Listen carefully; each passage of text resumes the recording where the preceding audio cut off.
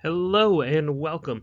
My name is Jonathan Gernon, and this is my Week 5 project for MPA 510 History and Theory of Public Administration for Cal Baptist University.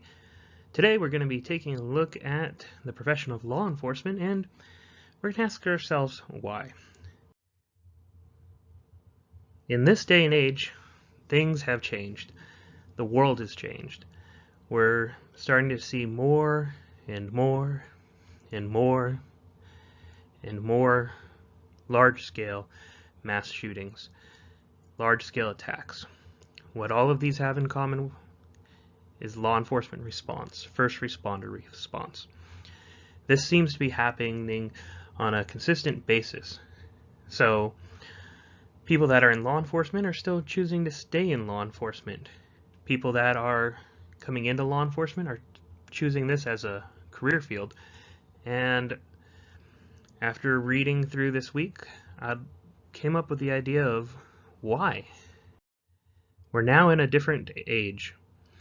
We're in an age where being a police officer isn't always desired. We have groups that are against policing. We have rioting where police are specifically being targeted. We have shootings where police are specifically being targeted. We have marches and demonstrations against the police, people wishing the police to die. So, with all of this negative effects, why would somebody want to get into policing? Oh, did I mention that police officers die? In 2016, there was 146 officer deaths. 63 of those, which is an unprecedented number, came from gunfire. And automobile crashes came up there in second place at 20. Usually the amount of gunfire and automobile crashes go hand in hand with each other. In 2017, as of this date, there have been 100 officer deaths. If you'd like to find out more, you can go to the Officer Down Memorial page, odmp.org. That's where they keep track of all the different categories and all the officers' deaths, memorializing each of them. So, back to our idea of why. Well, way back when we first look at Taylor and the idea of efficiency, we're looking at a model that's not great for policing. It introduces the ideas of doing things in the most efficient manner.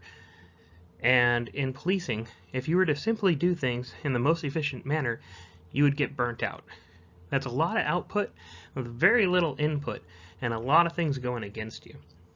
Well, along comes Katzen-Kahn.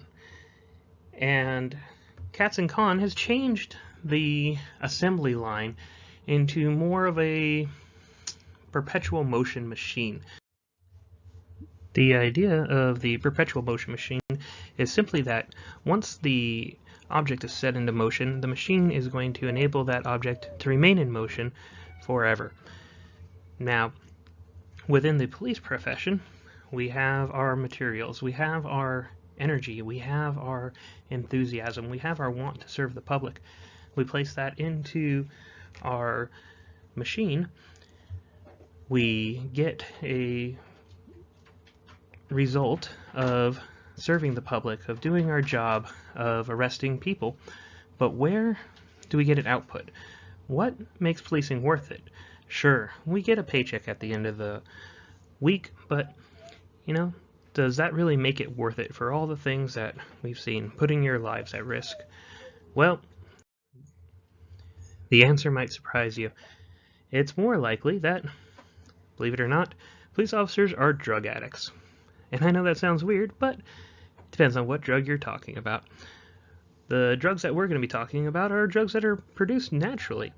We're going to take a look at dopamines and endorphins, primarily, as those are self-creating. Those are created within your own brain. Dopamine. Dopamine is a chemical produced in your brain that enables you to get tasks done. When you achieve a goal, when you get to a certain result, you get a shot of dopamine, and it makes you feel good. This makes you want to do it again. Well, in the case of policing, once you arrest somebody, once you accomplish a goal, you reduce crime, you even just complete a report, you get a little bit of dopamine, and that's going to make you want to do it again. Now from dopamine, we can start talking about adrenaline. Adrenaline is a fight or flight drug. It is a chemical released so that way you're able to react to fear, to surprises, to different circumstances. Well, thank you, Yoda, but adrenaline is more of what's going to keep you going. It's going to enable you to run away, or it's going to enable you to fight. But it also does a lot of other things to the body. It prepares the body, and when you're said and done, it leaves you with an euphoric high. A lot of people talk about a runner's high. That's a mix of your adrenaline and your endorphins kicking in to take the pain away from your body. This is another good feeling. This is a feeling that once you have it, you want to reproduce it. And it's another reason for us to continue through a dangerous job. When there's a terrorist attack, when there's a shooting, the officers run towards the bullets. The training is taken over. The adrenaline is kicked in. It's not a matter of not being scared. It's a matter of knowing what to do with the fear. Thank you very much for taking a look at me today with our references. Remember Matthew 5:9 says, "Blessed are the peacemakers, for they shall be called the children of God." For those of you that might be in the law enforcement profession, please keep on keeping on, and remember, do what's right for the sake of doing right. Thank you so much for joining me. If you have any comments or concerns, feel free to leave me a message in the discussion board and I'll be happy to answer. Thank you.